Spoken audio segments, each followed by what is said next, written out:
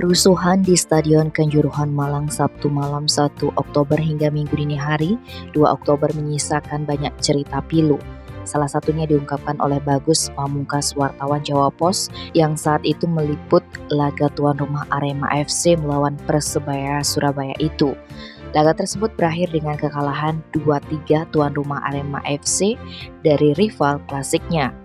Kekalahan itulah yang memicu emosi pendukung Arema FC Aremania untuk kemudian menyerbu ke dalam lapangan Stadion Kanjuruhan. Menurut Bagus, ketika dia dan para jurnalis lainnya berupaya keluar dari Stadion Kanjuruhan, gas air mata dilemparkan ke arahnya. Ia berusaha menyelamatkan diri, saat itulah matanya tertuju pada seorang ibu yang menggendong anaknya. Sambil menggendong anaknya, ibu Parubaya menangis karena anaknya sudah meninggal. Bagus menambahkan, saat itu keadaan sudah tak terkendali sehingga korban pun bertumbangan. Situasinya chaos, polisi melempar gas air mata ke arah tribun. Akibatnya kondisi di dalam stadion sangat panik.